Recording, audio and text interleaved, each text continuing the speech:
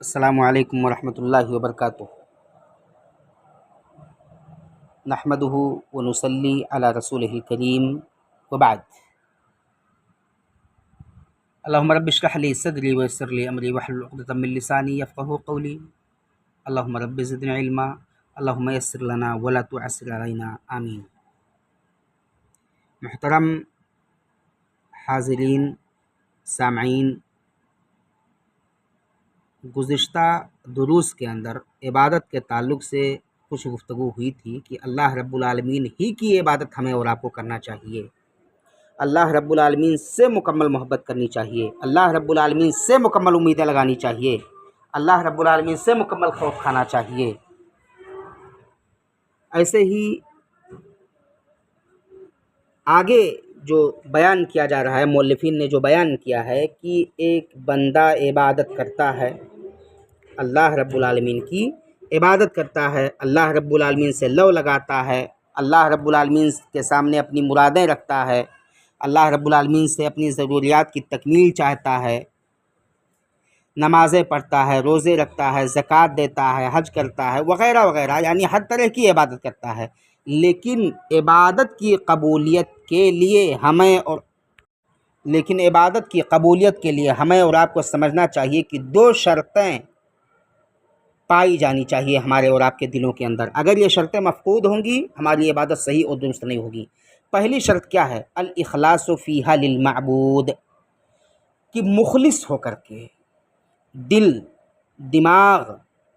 ظاہر، باطن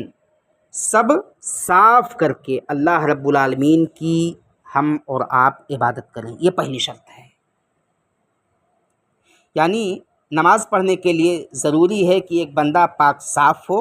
اور پاک صاف ہونے کے بعد وہ باوضو ہو کر کے، دل درست کر کے، اللہ رب العالمین سے ثواب کی امید رکھتے ہوئے، اللہ رب العالمین کا تقرب حاصل کرنے کے لیے ایک بندہ اللہ رب العالمین کی عبادت میں مصروف ہو۔ اور ایسے ہی جو عبادت وہ کرے ایسی جگہوں میں نہ کرے جن جگہوں پر عبادت کرنے سے شریعت نے منع کیا ہے، بلکہ ان جگہوں میں عبادت کرے جہاں عبادت کرنے کے لیے اللہ رب العالمین نے حکم دیا ہے۔ تو یہ اخلاص ہے، یعنی اپنے معبود کے لیے آدمی کو مخلص ہونا چاہیے کہ وہی یقیناً میرا معبود ہے، یعنی اس کے معبود ہونے میں کسی طرح کا کوئی شک اور کوئی شبہ اور نہیں ہونا چاہیے، کسی دل کے اندر کوئی ریب نہیں ہونی چاہیے۔ اللہ رب العالمین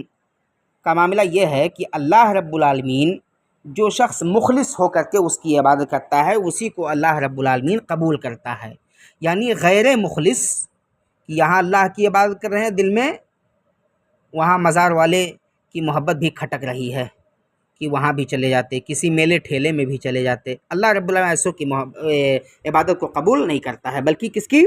جو شخص یکسو ہو کر کے صرف اور صرف اللہ کی عبادت کرے، اللہ سے محبت کرے، اللہ سے مکمل امید رکھے، اور ایسے ہی اللہ سے ہی اپنی لو لگائے اور اس سے خوف کھائے، اللہ کے علاوہ جتنے معبودان باطلہ ہیں ان کو وہ غلط تسلیم کرے، لوگوں کو ان کے تعلق سے بتلائے بھی۔ اللہ رب العالمین نے فرمایا وَمَا أُمِرُوا إِلَّا لِيَعْبُدُوا اللَّهَ مُخْلِصِينَ لَهُ الدِّينَ، وَمَا أُمِرُوا إِلَّا لِيَعْبُدُوا اللَّهَ مُخْلِصِينَ لَهُ الدِّينَ، انہیں اس کے سوا کوئی حکم نہیں دیا گیا، وَمَا أُمِرُوا، اور انہیں حکم نہیں دیا گیا، الا مگر، لِيَعْبُدُوا اللَّهَ، اللہ رب العالمین کی، یعنی صرف اللہ رب العالمین کی عبادت کریں، مخلصین لہ الدین، یکسو ہو کر کے اسی کے لیے دین کو خالص رکھیں، یعنی اسی کو سب کچھ سمجھیں، اسی کو خالق بھی سمجھیں، مالک بھی سمجھیں، رازق بھی سمجھیں، اور ہر اعتبار سے منفرد بھی سمجھیں، اسی کی عبادت بھی کریں، اس کے علاوہ کسی اور کی عبادت نہ کریں، اس کے علاوہ کسی اور کی عبادت کو صحیح اور درست نہ سمجھیں۔ ایسے ہی اللہ رب العالمین نے سورہ زمر کی آیت میں ارشاد فرمایا، سورہ زمر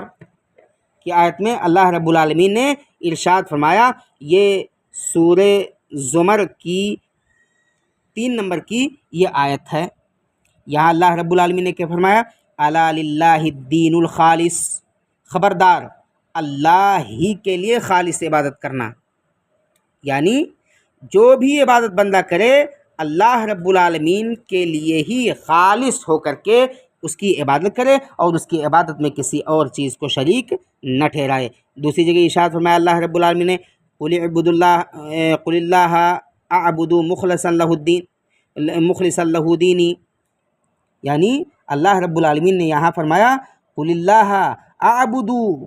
مخلصا لہ دینی، کہہ دیجئے کہ میں تو خالص کر کے صرف اپنے رب ہی کی عبادت کرتا ہوں، یعنی میں خالص طور پر اپنے رب کی عبادت کرتا ہوں، اپنے رب کی عبادت میں کسی اور چیز کو شریک نہیں ٹھہراتا ہوں۔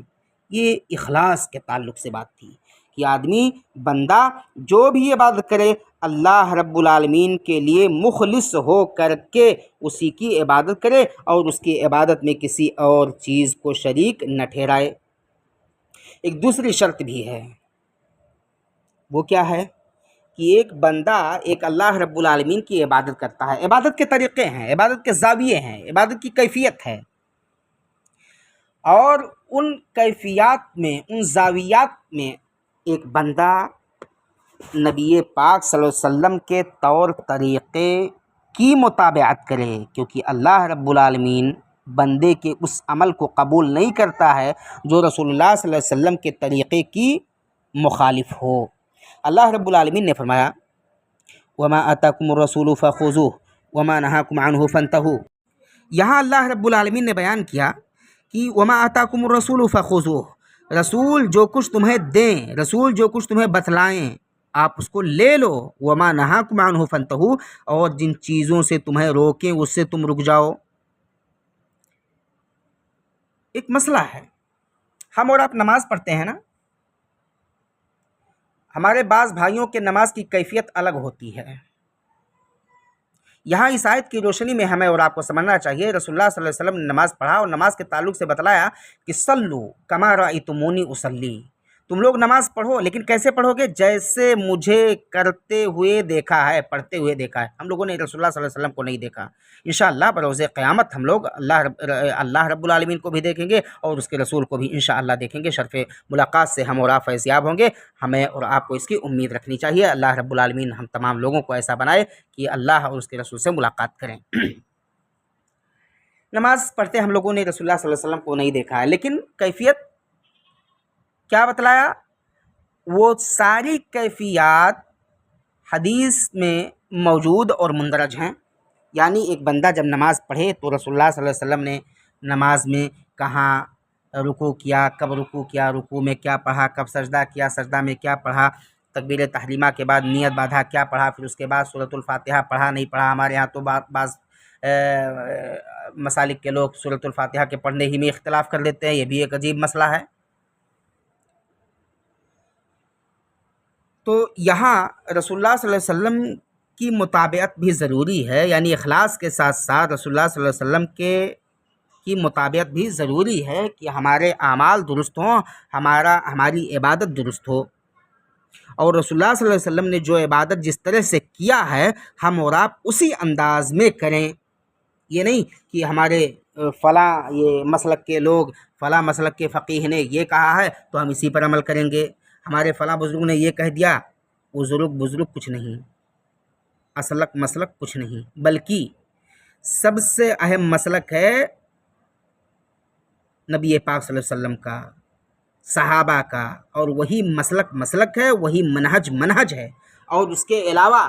جو بھی جس کی بھی باتیں نبی پاک صلی اللہ علیہ وسلم کے بات کے موافق ہوگی، صحابہ کرام کے بات کی موافق ہوگی، ان کی بات کو تسلیم کیا جائے گا۔ لیکن جن کی باتیں قرآن و حدیث کے خلاف، صحابہ کرام رضی اللہ تعالیٰ عنہم اجمعین کے طور طریق کے خلاف اور منہج کے خلاف ہوں گی، ان کو تسلیم نہیں کیا جائے گا۔ دوسری جگہ اللہ رب العالمین نے فرمایا فلا وربک لا یؤمنون حتی یحکموک فیما شجر بینہم ثم لا یجدوا فی انفسہم حرجا مما قضیت ویسلموا تسلیما، یہ سورہ نساء کی 65ویں آیت ہے۔ یہاں اللہ رب العالمین نے کیا کہا؟ سو قسم ہے تیرے پروردگار کی، فلا وربک لا یؤمنون حتی یحکموک فیما شجر بینہم، لا یؤمنون وہ لوگ ایماندار ہو نہیں سکتے، وہ لوگ ایماندار ہو ہی نہیں سکتے، حتی یحکموک فیما شجر بینہم، یہاں جب تک کہ تمام آپس کے اختلاف میں، تمام آپس کے مسائل میں آپ کو حاکم نہ مان لیں، یعنی رسول اللہ صلی اللہ علیہ وسلم کو حاکم نہ مان لیں، رسول اللہ صلی اللہ علیہ وسلم سے اوپر اللہ رب العالمین کی بات کو حاکم نہ مان لیں۔ پھر اس کے بعد کیا فرمایا؟ ثم لا يجدوا في انفسهم حرجا مما قضيت ويسلموا تسلیما۔ اللہ رب العالمین نے کیا فرمایا؟ پھر جو فیصلے آپ ان میں کر دیں، یعنی اے رسول پھر جو فیصلے آپ ان میں کر دیں ان سے اپنے دل میں کسی طرح کی تنگی اور ناخوشی نہ پائیں اور فرمانبرداری کے ساتھ قبول کر لیں۔ تو ایسے لوگ یہ درست ہیں، اور ایسے لوگوں کا معاملہ کیا ہوگا کہ سمجھیے وہ نبی پاک صلی اللہ علیہ وسلم کی بات کو فالو کر رہے ہیں، نبی پاک صلی اللہ علیہ وسلم کے طور و طریق کو اپنا رہے ہیں، نبی پاک صلی اللہ علیہ وسلم کے منہج کو، نبی پاک صلی اللہ علیہ وسلم کے مسلک کو، نبی پاک صلی اللہ علیہ وسلم کے مشرب کو، نبی پاک صلی اللہ علیہ وسلم کے طور طریقے کو اپنا رہے ہیں۔ تو یہاں یہ ظاہر ہوا کہ عبادت کے قبولیت کے لیے انسان کو دو چیزوں پر خصوصی طور سے نظر رکھنی ہوگی، یعنی دو شرطیں ہیں عبادت کی قبولیت کی۔ پہلی شرط یہ ہے کہ اللہ رب العالمین کی عبادت کی جائے اخلاص کے ساتھ، ظاہر بھی درست ہو باطن بھی درست ہو، رضا بھی اسی کی مقصود ہو، کسی کو دکھاوا نہ ہو، ریا نہ ہو، نمود نہ ہو۔ اور ایسے ہی بندہ جو بھی عبادت کرے اس میں رسول اللہ صلی اللہ علیہ وسلم کے منہج کو، نبی پاک صلی اللہ علیہ وسلم کے طریقے کو اپنا اسوہ اور آئیڈیل سمجھے۔ لقد کان لکم فی رسول اللہ اسوۃ حسنہ، رسول اللہ صلی اللہ علیہ وسلم اسوہ حسنہ ہے، آپ کا طریقہ اسوہ حسنہ ہے، آپ کے اٹھنے بیٹھنے کا طریقہ، آپ کے سونے جاگنے کا طریقہ، آپ کے کھانے پینے کا طریقہ، آپ کے بات چیت کا طریقہ، آپ کی نشست و برخاست کا طریقہ، آپ کی تمام زندگی کے اطوار جو گزرے ہیں وہ سب ہمارے لیے آئیڈیل ہیں، اور ہمیں اور آپ کو ان چیزوں کو تسلیم کرنا ہوگا۔ وقولہ صلی اللہ علیہ وسلم من احدث فی امرنا ھذا ما لیس منہ فہو رد ای مردود علیہ۔ یہاں ایک بات سمجھنا چاہیے کہ عبادت ہم اور آپ اللہ رب العالمین کی کرتے ہیں، لیکن یہ عبادت اگر اللہ رب العالمین کے رسول کے منہج کے مطابق نہ ہو، اللہ کے رسول کے طور طریقے کے مطابق نہ ہو، بلکہ دین میں اپنی طرف سے کوئی شخص ایجاد کر لے تو یہ بدعت ہوگی، اور یہ بدعت اللہ رب العالمین کو قبول نہیں ہے۔ اللہ رب العالمین کے جناب میں بدعتی بھی مقبول نہیں ہے، بلکہ اللہ رب العالمین کے جناب میں ایسی عبادتیں جن کا کتاب و سنت سے کوئی تعلق نہیں، نبی پاک صلی اللہ علیہ وسلم کی ذات سے کوئی تعلق نہیں، صحابہ کرام رضی اللہ تعالیٰ عنہم کی ذات سے کوئی تعلق نہیں، صحابہ کرام نے بھی نہیں کیا، ان سے پہلے رسول اللہ صلی اللہ علیہ وسلم نے بھی نہیں کیا، اور اللہ رب العالمین نے اپنی کتاب میں حکم بھی نہیں دیا، تو ایسی عبادتیں یہ مردود ہوں گی، اللہ رب العالمین کے جناب میں قابل قبول نہیں ہوں گی۔ ایک بات اور سمجھنا چاہیے، فلا عبرۃ بالعمل ما لم یکن خالصا للہ ثوابا علی سنت رسول اللہ صلی اللہ علیہ وسلم۔ قال الفضیل بن عیاض رحمہ اللہ فی قولہ تعالی لیبلوکم ایکم احسن عملا۔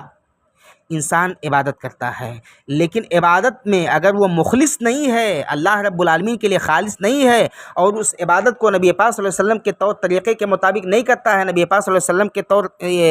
منہج کے مطابق نہیں کرتا ہے، تو اس کا معاملہ کیا ہوگا کہ اس کو اللہ رب العالمین ثواب سے محروم کرے گا، اللہ رب العالمین اس کو ثواب نہیں دے گا، اور نہ ہی اس کی عبادت صحیح اور درست ہوگی۔ فضیل بن عیاض رحمۃ اللہ علیہ نے اللہ رب العالمین کی اس آیت کے بارے میں فرمایا لیبلوکم ایکم احسن عملا، کہ اللہ رب العالمین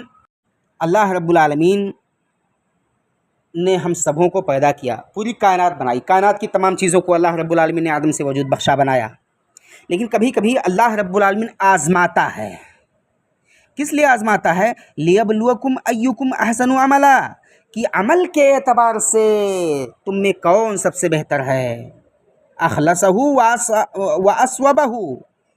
کہ کون مخلص ہے اور کس کا عمل صحیح اور درست ہے۔ قیل یا ابا علی وما اخلصہ واصوبہ، کہا گیا کہ اے ابو علی ما اخلصہ وما واصوبہ کا معنی کیا ہے؟ آپ نے فرمایا ان العمل اذا کان خالصا ولم یکن ثوابا لم يقبل۔ سوال کیا گیا کہ اے ابو علی وما اخلصہ واصوبہ کا کیا مطلب ہے؟ تو آپ نے کہا کہ ان العمل اذا کان خالصا، کہ یقیناً عمل، انسان کا کوئی عمل اگر درست ہو، خالص اسی کی عبادت اسی کی رضا کے لیے کیا جائے، ولم یکن ثواباً، اور نبی پاک صلی اللہ علیہ وسلم کے طور طریقے کے مطابق نہ ہو، لم یقبل، اللہ رب العالمین اس کو قبول نہیں کرے گا۔ وَإِذَا كَانَ ثَوَابًا وَلَمْ يَكُنْ خَالِصًا لَمْ يُقْبَلْ، اور ایسے ہی نبی پاک صلی اللہ علیہ وسلم کے طور طریقے کے مطابق ہو، نبی پاک صلی اللہ علیہ وسلم کی سنت کے مطابق ہو، نبی پاک صلی اللہ علیہ وسلم کے بتلائے ہوئے ضابطے کے مطابق ہو، لیکن اس کو اللہ رب العالمین اخلاص کے ساتھ نہ کیا ہو، اس کے کرنے میں آدمی مخلص نہ ہو، تو اس کا بھی معاملہ کیا ہوگا کہ وہ عبادت بھی اللہ رب العالمین کے جناب میں قابل قبول نہیں ہوگی، اللہ رب العالمین اس پر بھی ثواب نہیں دے گا۔ والخالص ما کان للہ والثواب ما کان علی السنہ، خالص کا مطلب یہ ہوا کہ جو اللہ رب العالمین کی رضا کے لیے کیا جائے، اللہ رب العالمین کی خوشنودی کے لیے کیا جائے، اللہ رب العالمین کو خوش کرنے کے لیے کیا جائے، اور صحیح کیا ہوگا کہ جو نبی پاک صلی اللہ علیہ وسلم کے بتلائے ہوئے ضابطے اور طور طریقے کے مطابق ہو، نبی پاک صلی اللہ علیہ وسلم نے جیسا کیا، جس انداز میں کیا، تب وہ عمل درست ہوگا۔ یعنی سنت میں جو توجیہ موجود ہے، سنت میں جو تعین موجود ہے، ایک بندہ جب اس عمل کو کرے تو اسی سنت کے مطابق کرے، نبی پاک صلی اللہ علیہ وسلم کے بتلائے ہوئے ضابطے کے مطابق کرے۔ ومن الآیات الجامعہ لہذین الشرطین، اور اللہ رب العالمین نے ان دونوں شرطوں کو سورہ کہف کے آخری آیت کے اندر جگہ دیا ہے۔ اللہ رب العالمین نے فرمایا قل انما انا بشر مثلکم یوحی الی انما الہکم الہ واحد فمن کان یرجو لقاء ربہ فلیعمل عملا صالحا ولا یشرک بعبادت ربہ احدا، کہ اے نبی کہہ دیجئے انما انا بشر مثلکم، میں تمہاری طرح ایک انسان ہوں، میں تمہاری طرح ایک انسان ہوں، یوحی الی، میری جانب اللہ رب العالمین وحی کرتا ہے، انما الہکم الہ واحد، اور کیا کہتا ہے وہی بتلاتا ہے اللہ رب العالمین کہ میں تم لوگوں کا معبود ہوں اور میں تنہا ہوں، میرا کوئی ساجی اور شریک نہیں ہے۔ اللہ رب العالمین نے دوسرے مقام پر فرمایا قل هو اللہ احد اللہ الصمد لم یلد ولم یولد ولم یکن له کفوا احد۔ سورہ اخلاص کی پوری آیت اس پر دلالت کرتی ہے کہ اللہ رب العالمین ایک ہے، اللہ رب العالمین بے نیاز ہے، اللہ رب العالمین کا کوئی ساجی اور شریک نہیں ہے، اللہ رب العالمین کا کوئی باپ اور بیٹا نہیں ہے، اور کسی بھی اعتبار سے اس کا کوئی ساتھی اور شریک نہیں ہے وغیرہ۔ اللہ رب العالمین نے سورۃ الاخلاص کے اندر اس چیز کو جگہ دیا ہے۔ تو آگے اللہ رب العالمین نے فرمایا فمن کان یرجو لقاء ربہ فلیعمل عملا صالحا ولا یشرک بعبادت ربہ احدا، تو تم میں کا جو بھی شخص اس اللہ رب العالمین سے ملاقات کی امید کرے تو اسے چاہیے کہ وہ بہترین عمل کرے، اچھا عمل کرے، ولا یشرک بعبادت ربہ احدا، اور اپنی اس عبادت میں، اس اللہ رب العالمین کی عبادت میں، اس کی ربوبیت اور الوہیت کو تسلیم کرنے میں کسی اور چیز کو شریک نہ ٹھہرائے۔ یہاں اس آیت کریمہ کے اندر ایک اور چیز کا اشارہ موجود ہے کہ نبی پاک صلی اللہ علیہ وسلم بشر تھے۔ ہمارے ہاں ایک اختلاف پایا جاتا ہے معاشرے کے اندر کہ نبی پاک صلی اللہ علیہ وسلم بشر نہیں تھے، ہماری طرح انسان نہیں تھے۔ اللہ رب العالمین نے اس آیت کے اندر ایک دم واضح طور پر بشر کا لفظ استعمال کیا ہے نبی پاک صلی اللہ علیہ وسلم کے لیے کہ اے نبی کہہ دیجئے میں آپ کی طرح ایک انسان ہوں۔ اس سے پتہ چل رہا ہے کہ نبی پاک صلی اللہ علیہ وسلم انسان تھے اور اس دنیا سے وفات کر گئے ہیں۔ اللہ رب العالمین ہر اعتبار سے یکتا ہے اور اس کا کوئی ساجھی اور شریک نہیں ہے۔ ایک بندہ جب اللہ رب العالمین سے محبت کرتے ہوئے یکسو ہو کر کے اس کی عبادت کرے گا، عبادت کے شروط، عبادت کے ضابطے کو اپناتے ہوئے نبی پاک صلی اللہ علیہ وسلم کے منہج کے مطابق عمل کرے گا، تو اس کا معاملہ کیا ہوگا کہ وہ اللہ رب العالمین سے انشاءاللہ بروز قیامت خوش ہو کر کے ملاقات کرے گا، اور ایسے ہی اللہ رب العالمین سے جب ملاقات کرے گا تو اللہ رب العالمین اس کو بڑے سارے انعامات کو عطا کرے گا۔ ساتھ ہی ساتھ وہ بندہ جو اللہ رب العالمین کے جناب میں شرک کرتا ہے، اللہ رب العالمین کی عبادت میں، اللہ کی الوہیت میں، اس کی ربوبیت میں، اس کی اسماء و صفات میں کسی اور چیز کو شریک ٹھہراتا ہے، تو اس کا معاملہ یہ ہوگا کہ وہ اس کے لیے قار مذلت ہے، اس کے لیے اللہ رب العالمین نے جہنم تیار کیا ہے۔ اللہ رب العالمین نے فرمایا ان الشرک لظلم عظیم، کہ اس دھرتی پر سب سے بڑا گناہ یہ شرک ہے۔